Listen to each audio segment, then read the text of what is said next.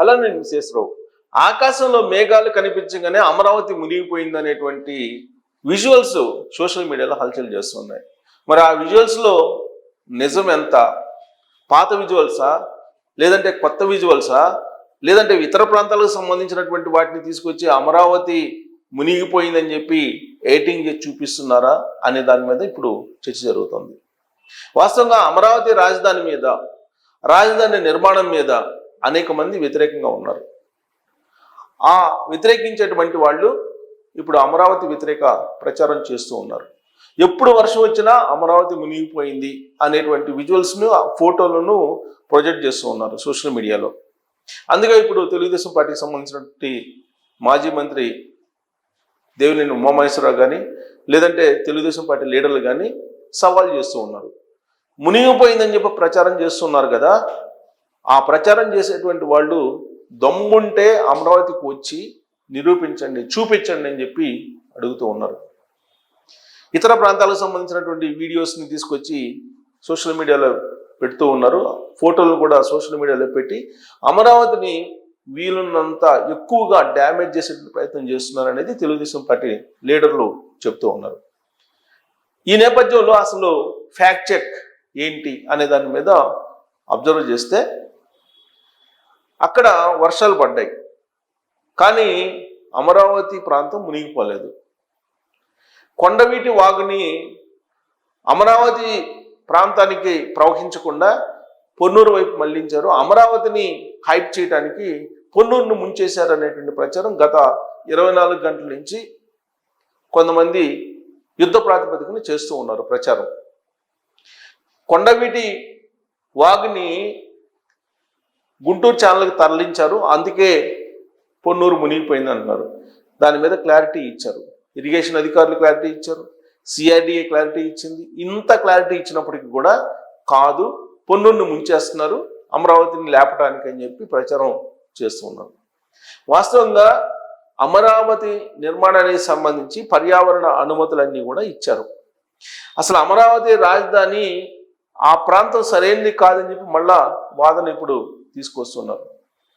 విచిత్రమైనటువంటి పరిణామం ఏంటంటే, ఇప్పుడు కేతిరెడ్డి వెంకట్రామరెడ్డి ఒక కామెంట్ చేశారు. అమరావతిలో పులసలు వస్తున్నాయట, పులసలు దొరుకుతున్నాయి అమరావతిలో, ఆస్తులమ్మైనా పులసలు తినాలి అనేటువంటి కామెంట్ని ఇప్పుడు ఆయన చేస్తూ ఆయన సోషల్ మీడియాలో వీడియోలు పెడుతూ ఉన్నారు. మిగతా వైఎస్ఆర్ కాంగ్రెస్ పార్టీ లీడర్లు ఒక ఎత్తు అయితే, కేతిరెడ్డి వెంకట్రామరెడ్డి మరొక ఎత్తు. ఎందుకంటే ఆయన మార్నింగ్ స్టార్గా ప్రజల్లోకి వెళ్ళి ఆయన ప్రచారం చేస్తూ రాష్ట్ర వ్యాప్తంగా అందరికీ సోషల్ మీడియాలో సుపరిచయం. ఆయన చదువుకున్నారు, ఎంతో కొంత చదువుకొని ఎంతో కొంత భౌగోళిక అంశాల మీద కానీ పర్యావరణ అంశాల మీద కానీ అవగాహన ఉన్నటువంటి లీడర్ ఆయన ఇప్పుడు అమరావతిలో పులసలు దొరుకుతున్నాయి, పులసలు పట్టుకోవడానికి అక్కడికి వెళ్ళొచ్చు అని చెప్పి ఆయన వ్యాఖ్యానిస్తున్నారు వ్యంగ్యాస్త్రాలతోటి. గతంలో కూడా వర్షం పడినప్పుడు అమరావతిలో చేపలు పట్టుకోవచ్చు అని చెప్పి ఆయన పిలుపునిచ్చారు. ఎందుకు ఆయనకు అంత అమరావతి మీద ఈర్ష్య, కసి? అసలు వైఎస్ఆర్ కాంగ్రెస్ పార్టీ స్టాండ్ ఏంటి అనేది ఇప్పటికీ చెప్పట్లా. రాజధాని మీద 3 రాజధానులు అనే దాని మీద స్టాండ్ అయి ఉన్నారా, లేదంటే అమరావతి రాజధాని అని చెప్పి చెప్పదలుచుకున్నారా? ఏది అనేది స్పష్టంగా చెప్పట్లేదు. 2024 ఎన్నికల్లో మాత్రం అమరావతి రాజధాని ఒకటే ఆంధ్రప్రదేశ్కి అనే దాని మీద ఆమోద ముద్ర వేశారు ఆంధ్రప్రదేశ్ ప్రజలు. అటు ఉత్తరాంధ్ర ప్రజలు కానీ రాయలసీమ ప్రజలు కానీ అమరావతి రాజధాని అనేటువంటి ప్రచారానికి ఆమోద ముద్ర వేస్తూ కూటమి ప్రభుత్వాన్ని గెలిపించారు.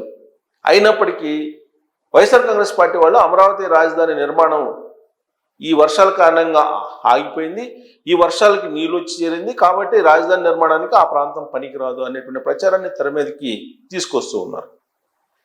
అక్కడ అమరావతి నిర్మాణమే జరగదు అని చెప్పి చెప్తూ ఉన్నారు. ఒకవైపు 60,000 కోట్ల రూపాయలతోటి టెండర్లను ఫైనలైజ్ చేసి వర్క్ జరుగుతూ ఉంది. వర్క్ జరుగుతున్నటువంటి క్రమంలో అక్కడ నీళ్లు వచ్చాయి, ఆ నీళ్లను తోడివేసి నిర్మాణాలని ప్రారంభించే ప్రయత్నం చేస్తూ ఉన్నారు. ఇవన్నీ తెలిసి కూడా అమరావతి మొత్తం పూర్తిగా మునిగిపోయింది అనేటువంటి ప్రచారాన్ని పెద్ద ఎత్తున వైఎస్ఆర్ కాంగ్రెస్ పార్టీకి సంబంధించిన కొంతమంది నేతలు చేస్తూ ఉన్నారు. అందుకే తెలుగుదేశం పార్టీ కానీ లేదా చంద్రబాబు నాయుడు గారు కానీ ఒక క్లియర్గా దానికి ఒక డిజైన్ అనేది ఉంది.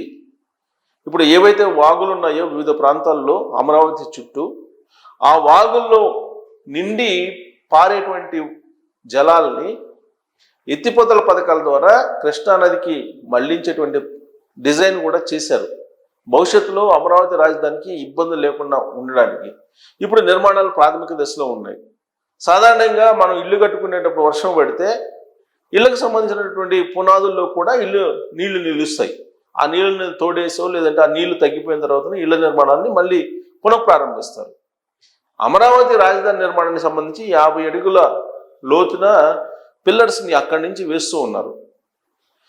ఈ నేపథ్యంలో వర్షం పడింది, వాటర్ నిలిచాయి, ఆ వాటర్ని తోడేస్తున్నారు.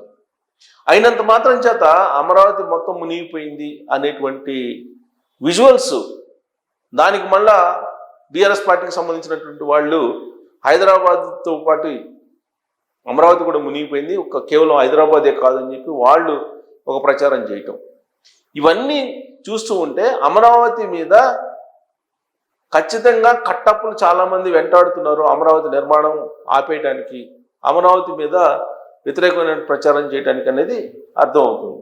సో ఎందుకు మునిగిందా అని అంటే ఆడ మునగలేదు అని చెప్పి తెలుగుదేశం పార్టీ వాళ్ళే ఛాలెంజ్ చేస్తున్నారు. ఎవరైనా మునిగింది అని చెప్పి కనుక మీరు అనుకుంటే ఆ అనుకున్నటువంటి వాళ్ళు వచ్చి చూడండి క్షేత్రస్థాయిలో ఏంటి అనేది అని చెప్పి చెప్తూ ఉన్నారు. సచివాలయానికి వెళ్ళి వస్తున్నారు అధికారులు.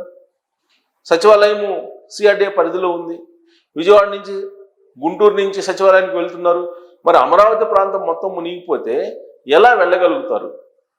ఎలా ఉద్యోగులు అక్కడికి వెళ్ళి పనిచేయగలుగుతారు? మరి వెళ్తున్నారు కదా అందరూ కార్లలో, మరి అమరావతి మునిగిపోయిందని చెప్పి ప్రచారం ఎలా చేస్తున్నారు అనేటువంటి ప్రశ్న ఇప్పుడు తెలుగుదేశం పార్టీ వాళ్ళు వేస్తూ ఉన్నారు. సో కాబట్టి అమరావతి రాజధానిని వ్యతిరేకించేటువంటి వాళ్ళు వర్షం పడింది అనగానే ఇమీడియట్గా ఏదో ఒక విజువల్స్ని అమరావతి మునిగిపోయిందని చెప్పి ప్రచారం చేస్తూ ఉన్నారు. దాంట్లో వాస్తవం లేదు అని చెప్పి తెలుగుదేశం పార్టీ క్లియర్గా చెప్తోంది. అలాగే Amaravati present as of now ఎలా ఉందనేది కూడా వాళ్ళు ప్రొజెక్ట్ చేసి చూపిస్తూ ఉన్నారు. మరి ఇలాంటి పరిస్థితుల్లో ఎందుకు దాంట్లో పులసలు పట్టుకోవచ్చు అని చెప్పి కేతిరెడ్డి అంటారు, కేతిరెడ్డి వెంకటరామరెడ్డి అంటున్నాడు. అలాగే వైఎస్ఆర్ కాంగ్రెస్ పార్టీ వాళ్ళు చేపలు పట్టుకోవచ్చు అంటున్నారు. కానీ ఇలాంటి కామెంట్లు చేసే బదులు అసలు అమరావతికి వ్యతిరేకం మేమని చెప్పి క్లియర్గా జగన్మోహన్ రెడ్డి గారి అనౌన్స్ చేయొచ్చు కదా. జగన్మోహన్ రెడ్డి గారు 2014 నుంచి 2019 మధ్యలో రాజధాని అమరావతి మద్దతు పలుకుతూ ఆయన అసెంబ్లీలో ఏకగ్రీవంగా తీర్మానం చేసేటప్పుడు మద్దతు పలికారు. 2019 అధికారంలోకి వచ్చిన తర్వాత 3 రాజధానులు అన్నారు. మళ్ళీ ఇప్పుడు 2024 ఎన్నికల్లో అమరావతి రాజధానిని మీరు సపోర్ట్ చేస్తున్నారా లేదంటే 3 రాజధానుల మీద మీరు కట్టుబడి ఉన్నారా అనేది ప్రజలకి స్పష్టంగా తెలియజేయాలి. అవేమీ తెలియజేయకుండా తెర వెనుక అమరావతి మీద బ్యాడ్ ప్రాపగాండా స్టార్ట్ చేయడం మొదలుపెట్టారు. బట్ అమరావతి పనులు చాలా వేగంగా జరుగుతున్నాయి. ప్రభుత్వం చెప్తున్న దాని ప్రకారం అక్కడ నేషనల్ హైవేస్కి అమరావతిని కలుపుతూ కొన్ని రోడ్ల నిర్మాణం కూడా జరిగింది. అక్కడ వేగంగా జరుగుతున్నటువంటి పనులకు వర్షాల కారణంగా కొంత ఆటంకం కలిగింది తప్పితే అమరావతి మునిగిపోలేదు అనేటువంటి విషయాన్ని స్పష్టంగా ఆంధ్రప్రదేశ్ ప్రభుత్వం తెలియజేస్తుంది. మరి వాస్తవం ఏంటనేది మీరు ట్రోల్ చేయొచ్చు. Thank you.